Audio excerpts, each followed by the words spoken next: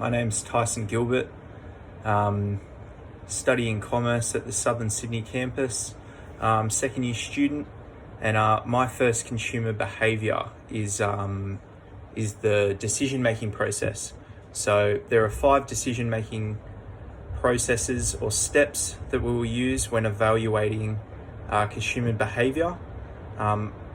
My chosen product or consumer behaviour is the purchase of my car. So that was made at the end of last year. And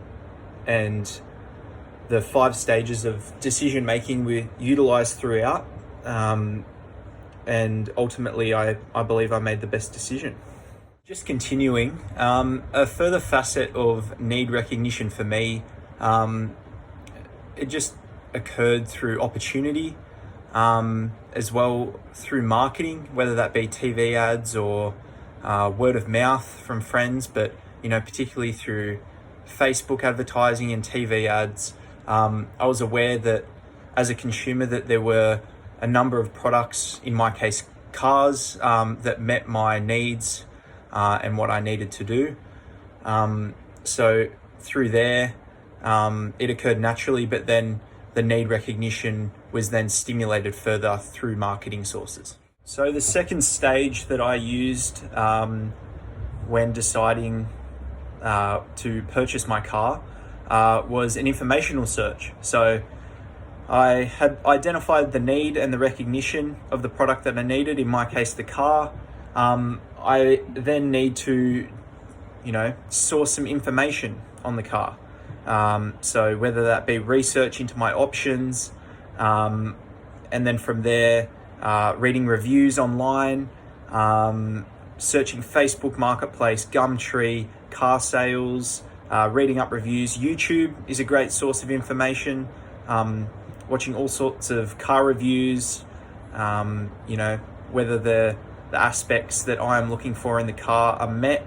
And then those YouTubers or reviewers can then give an honest and unbiased opinion.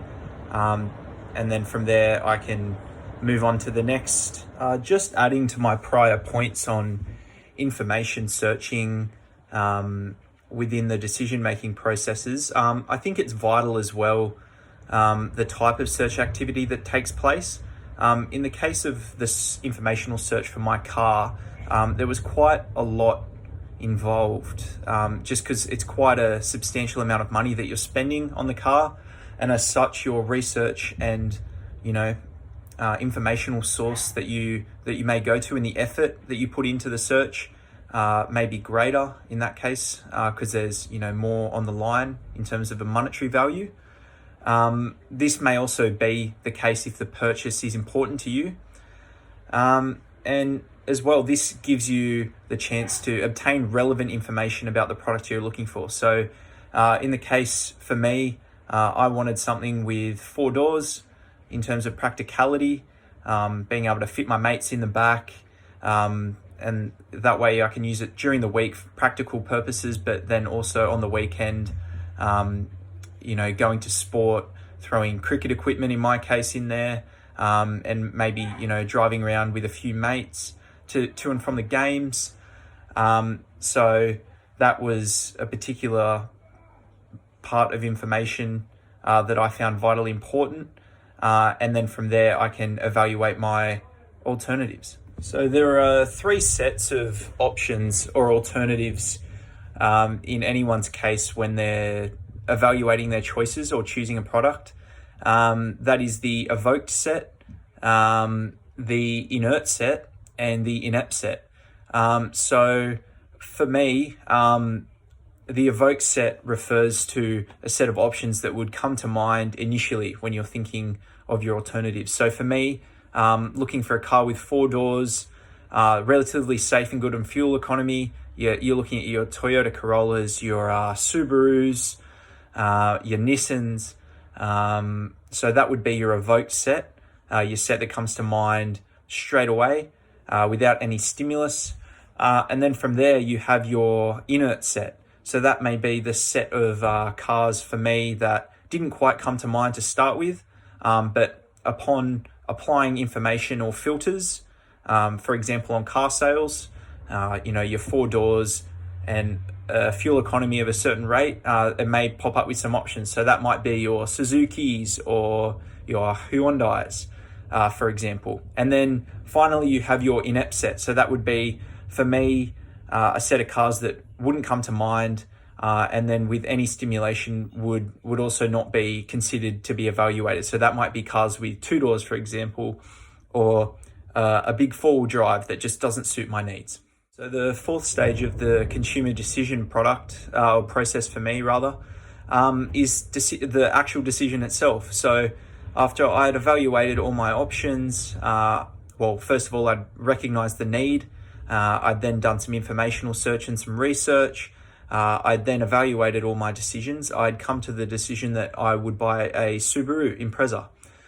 For me, it was 4 doors. Insurance was quite cheap, good on fuel, had a sporty enough look for me, and basically met all my needs. So throughout this decision, I utilized the conjunctive rule. So to define that is the product is selected if it meets all the cutoffs. So for me, as I just listed, 4 doors, a sporty look, good fuel economy, insurance isn't absurd for someone my age. So they were my 4 or 5 biggest criteria, and that conjunctively met all my needs. And as such, I decided to purchase the car. Alrighty, so the final stage of the decision-making process when buying my car, my Subaru Impreza, was the post-decision evaluation. So in this stage, this allows me, the consumer, to reflect and evaluate upon my decisions. So I've had the car now since December. So I've had roughly 6 months, of driving the car virtually every day. A little bit different during this quarantine time, not getting out quite as much, but before this time, driving it pretty much every day, whether that be to sporting events or to work, to the station, to university. It's given me a good amount of time to evaluate whether my purchase decision was correct or not. I find that it's quite good on fuel. Maybe not quite as good as first boasted or described by the companies. It's been great in a practical sense, carrying around bags with textbooks or cricket equipment, or whether that just be my mates or my brother in the car. Other than that, haven't had to spend any money on it. Reliability has been great. Just servicing costs and petrol are the only things. So in this post-decision evaluation, it really allows us to reflect on whether we made the correct decision when purchasing our product. And I think in my case, I more than did that.